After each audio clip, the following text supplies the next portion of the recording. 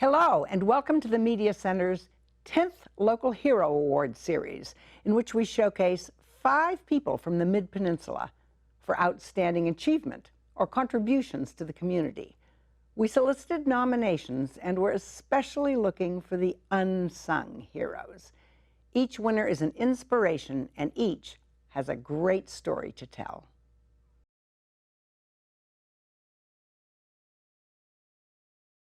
Many of us know that diabetes is a serious illness that is on the rise in America, that it can be life-threatening, and that there are 2 kinds of diabetes.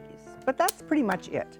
I know I didn't know a lot more about it until I met Tamar Gary. 7 years ago, her world changed irrevocably. She never guessed that her life would become consumed with and dedicated to an unexpected and uninvited new career. This career has included the creation of a non-profit organization for families dealing with type 1 diabetes. It's called CarbDM, a wordplay meaning Seize Diabetes. It's the only organization of its kind, and it continues to help hundreds of local families. Tamar, there's obviously a lot of ignorance and confusion around type 1 and type 2 diabetes. What do you most want people to know and understand? So type 2 diabetes is the one we often hear about a lot in the media. Type 2 diabetes is very genetic, and it's often linked to lifestyle and exercise and lack of them, and being overweight, and it is caused by the body not producing enough insulin or not being able to use the insulin that the body produces in an efficient way. Type 1 diabetes, on the other hand, is a lot less genetic in nature, and it is an autoimmune disease. So it comes on with no apparent reason. There's no known cause for it, and there's no known cure. You can be diagnosed with type 1 diabetes at any age. It used to be called juvenile diabetes, though it is no longer called that, because that caused a lot of confusion. It caused people to think that you could only be diagnosed with it as a child, which is not true. You can be diagnosed with it at any age. It caused people to think that it is a juvenile disease, therefore you outgrow it, which isn't true. It's a chronic illness that you live with your entire life. And it often caused people to not be diagnosed correctly because doctors thought that adults couldn't be diagnosed with it because they're not juveniles. So that's why it's called type 1 diabetes. And the difference is that it's not a matter of degree with insulin, correct? It's your body just stops making insulin? Correct. With type 1 diabetes, you become insulin dependent for life. So your body attacks the cells within the pancreas that produce insulin, so therefore you no longer produce any insulin, therefore you're insulin dependent for life, and you have to get your insulin from the outside, either via syringe or a pump, but you have to take it from the outside for the rest of your life. In your case, your daughter was diagnosed. Tell me when that happened and how that happened. How did you first find out? So yes, my daughter Tia was diagnosed 7 years ago when she was 8 years old. And like many families who have a child or someone in their family diagnosed with type 1 diabetes, we didn't have a history of it, and it was completely out of the blue. The early signs of someone having type 1 diabetes are frequent urination and excessive drinking. And we saw those symptoms, that they weren't very strong with Tia. It can be either a fast kind of diagnosis where within 2 weeks the child will all of a sudden be drinking a lot, urinating a lot, and even in some cases lose 10, 20 pounds in 2 weeks on a kid who clearly doesn't need to lose that kind of weight. Or it can be a very, very slow progression, as it was in Tia's case, where we saw some symptoms start in August and she wasn't diagnosed until January. And it was a very, very gradual progression until we saw the symptoms enough to have her diagnosed. And it just hits you out of the blue. And one day, it's enough that you take her to the doctor and they check her blood sugar levels and they're high. And it's one of those things where you don't need a second opinion. Once blood sugars are above normal level, it's conclusive. Your child has type 1 diabetes. What was your reaction? Shock.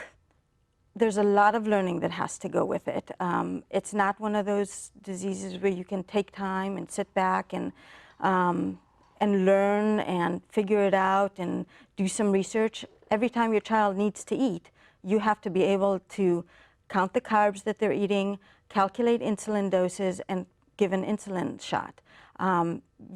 Your child has to eat. You know, within hours of diagnosis, your child is going to be hungry and want to eat. So the learning curve is extremely steep, and you just have to adjust really quickly. I mean, there's a lot you have to learn, and you don't have to learn it all at once, thankfully. But the learning curve to be able to take your child home from the hospital is extremely steep, and you have to adjust very quickly and be able to manage it. I figure the biggest biggie is the insulin.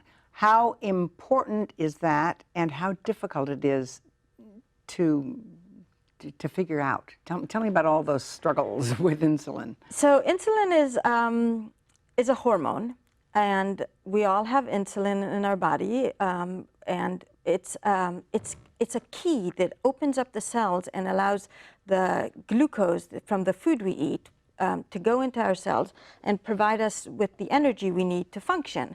Both the functions that we all think about, like running and jumping and thinking and doing things, but also the functions that our body does without us thinking about it, like breathing and all the bodily functions that our body does just to operate. So without glucose in our cells, our body is starved and will die, basically. So our body produces and manages and balances how much insulin we need for the food we're eating all the time without us even thinking about it. When you have someone with type 1 diabetes and you have to give that insulin from the outside, you have to calculate how much insulin a person needs for the carbs they're eating and try to make that balance externally. And so everyone has an insulin to carb ratio. So if they're eating 10 grams of carbs, you need to know how much insulin they need for those carbs. And that insulin to carb ratio can change from meal to meal. In the morning, you might need more insulin for those 10 grams of carbs, and at night, you might need less insulin for those same 10 grams of carbs. So if you're having a granola bar in the morning and it's 20 grams of carbs, you might need 2 units of insulin, and at night, you might only need a unit of insulin for that same granola bar. Now, the tricky thing about insulin is that it's a very potent hormone or drug. It's one of only a few drugs that in a hospital require 2 medical professionals to confirm the dose, because too much insulin could cause a severe low blood sugar reaction, which if left untreated, meaning you don't take sugar for that, could actually kill you. So this is something that all of us parents or loved ones of people with diabetes who are not medical professionals are now dealing with on a daily basis. We are giving our children, our loved ones, insulin every day, multiple times a day, calculating these doses, sometimes on the run, you know, sometimes at a soccer game, you know, sometimes in the car, you know, we all have to go about our lives, and this is a very potent drug. And I gather that it's not just what you're eating, it's things like exercise and a whole bunch of other variables that kick in? Yeah, so everything affects how much energy we need, right? All our food is used for energy, and our activities, as well as things like our stress levels, how much sleep we've gotten, how healthy we are, all of those affect how much energy we need and how much insulin we need. So, and we don't have control, and we don't know how everything is being metabolized. This is all a very, very delicate balance that our bodies do on our own, and we're now having to emulate that from, you know, it's like we're not smart enough to do what our bodies do on our own, and we weren't ever intended to do that. So yes, we have to try and think, okay, so my daughter is going to school now and her first lesson is PE, so I've got to give her a little less insulin because her first class is PE.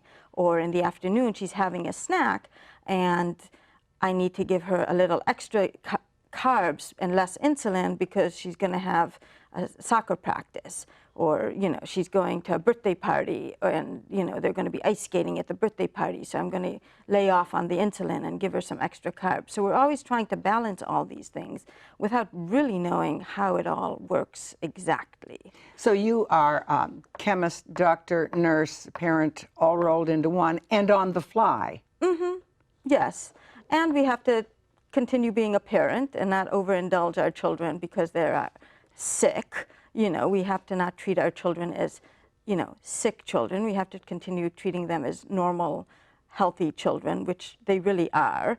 And we also have to remember that there's siblings in the family and give them the attention they deserve. And we also have to worry about our children's mental health and well-being and be a little bit of a psychologist there.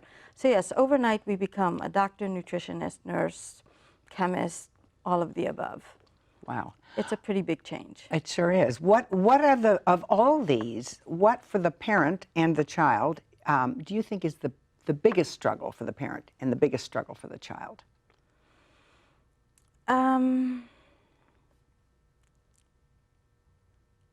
You know, it's such a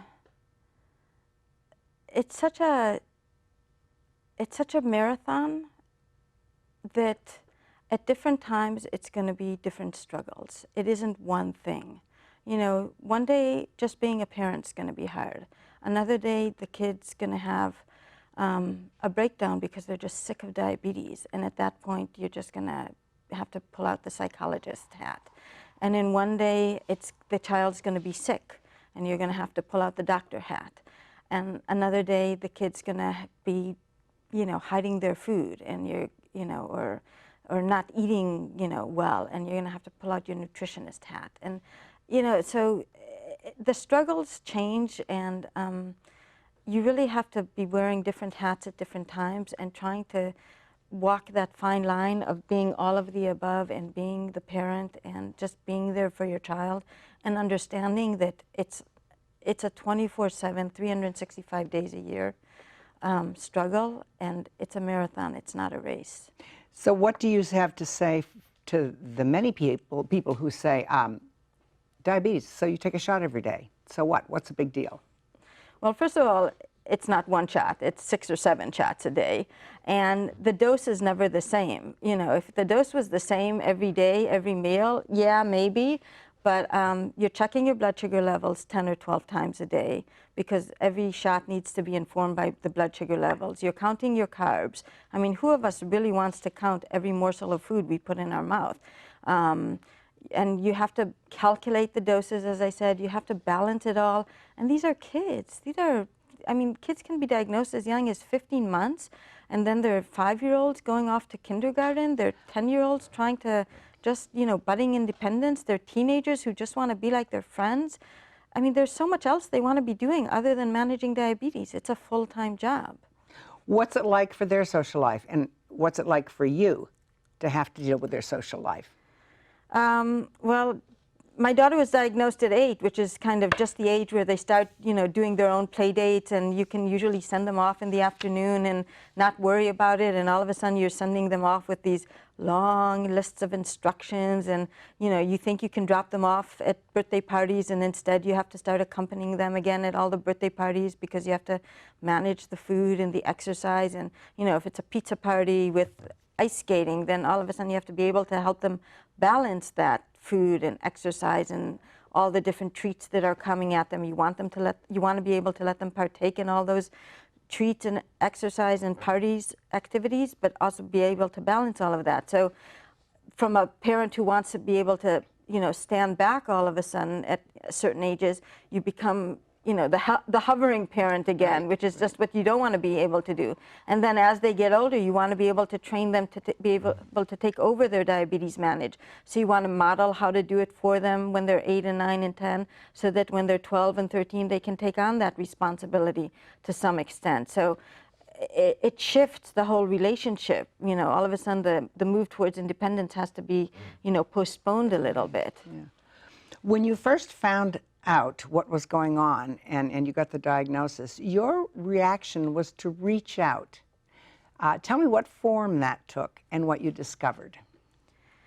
So when Tia was diagnosed, the diabetes online community, which is very active and very strong and amazingly supportive, was just getting started. It probably started about 10 years ago, so 7 years ago is kind of just taking off. And we found a lot of resources online, but I realized that both for me and for my daughter, who was 8, the online community wasn't really relevant.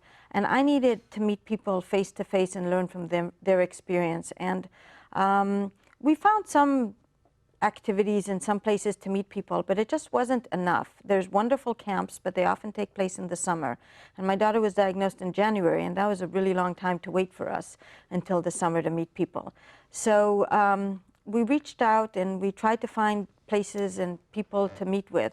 And when we couldn't find them, we just started creating those opportunities ourselves to meet with people. So fast forward to Carb Diem. Yeah. How did that happen? So in 2010, about a year and a half after my daughter was diagnosed, we had met people and we were helping other people because, as I said, the learning curve is so steep that within a couple of weeks you've learned so much already that you can already help newly diagnosed families. So we had been mentoring families and helping them out and inviting them over, but we realized that there's so much people can learn from more people that we started creating those opportunities for people to get together. And our first gathering was a gathering for parents in a cafe, and there was a Yahoo group in the Bay Area for parents of children with type 1 diabetes called Brave Buddies. So I just sent an email out on that and said, hey, we're getting together in a cafe, and 14 parents showed up, both of newly diagnosed kids and some of them, kids who's had been diagnosed for 15 years. So clearly there was a need for people to get together. And a few weeks after that, my daughter said, hey, what about doing something for the kids? Isn't this about us? So then we started our second program, Carbs in the Park. And it was just a family gathering in the park. And we had 6 or 7 families show up for that. And from that, it just kind of grew organically. And over the course of a year, we realized that we really need to formalize this into a nonprofit organization.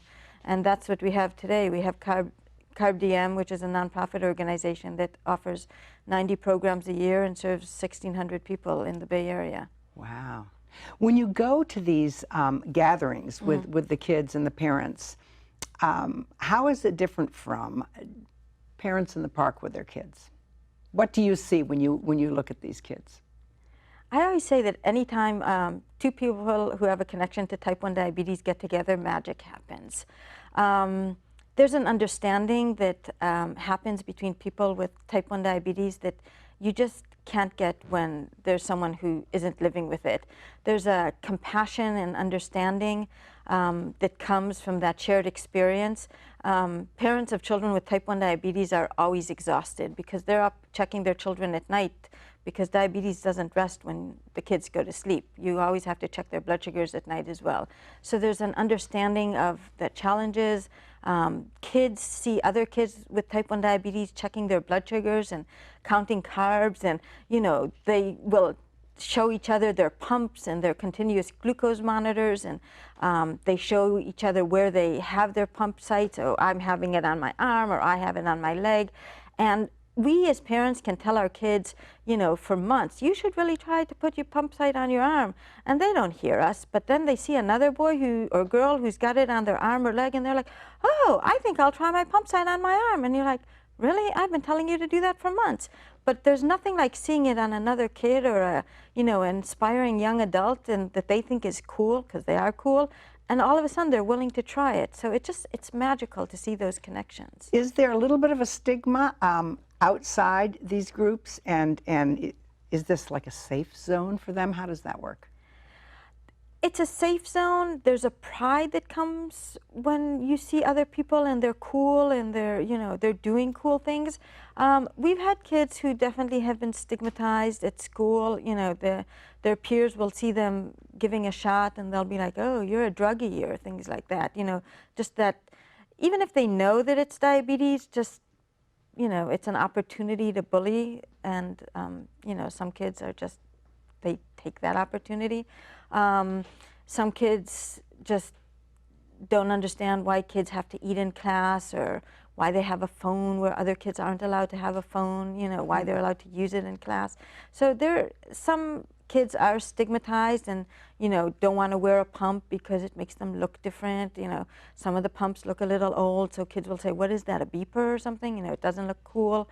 So there is some stigma, and some kids handle it better than others. So definitely these places are safe zones. So Tia, your daughter, how has this affected her, and how has she taken it? Tia has really handled it with amazing grace and and bravery and pride. And I am very proud of her for the way she's handled it. She's become very active in the community. She's become a mentor and a role model to a lot of kids with type 1 diabetes.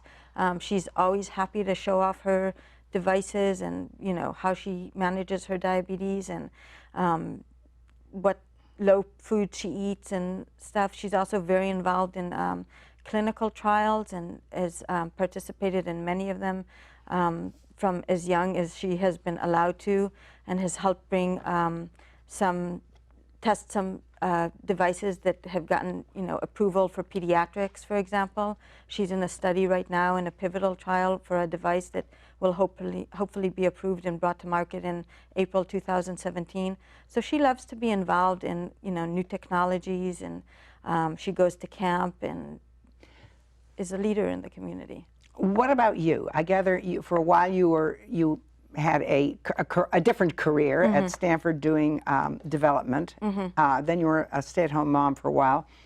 How has this changed your life?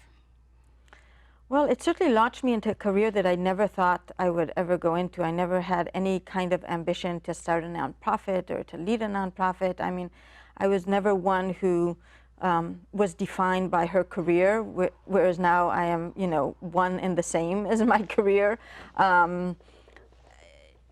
You know, I just work to work, and now I live to work. I love what I do. I love being able to help people. I love being a part of the community. You know, we always joke that the type 1 community is the best community you never wanted to be a part of. It's totally changed my life, but I cannot imagine my life without the type 1 community. Wow. What have you learned from it? About yourself, about your life? You know, it's definitely shifted my priorities in a way that I don't think anything else would have. God forbid, I don't wish a chronic illness on anyone, but it has taught me who my friends are. It has taught me what's important in life. It has shown me what an amazing person my daughter is. And I mean, she would have always been an amazing person. I just don't know that I would have seen it, certainly not at such a young age. It's shown me how compassionate my son is and what a thoughtful child and brother he is. It's put me, again, in touch with some of the most amazing, amazing people that I've ever met. The type 1 community is just amazing. So I feel very fortunate. I would have never wished this on my daughter, but I feel very fortunate to be a part of this community. That's a great place to stop. Thank you. Best of luck with this, and congratulations on winning the award. Thank you very much. Do you know someone who has overcome significant hardship and has an inspiring story to tell? Someone who has sacrificed or given over and above to the community and deserves some recognition? If so, please contact us with your nomination for next year's Local Hero Awards. To find out more about our local heroes and to watch interviews with all the winners, visit our website, midpennmedia.org. At the Mid-Peninsula Community Media Center, you can make your own videos and television programs and take classes in all aspects of media production. You can also hire our professional services team. To find out more about that, go to mcproservices.com. Congratulations to all our winners, and thank you for watching.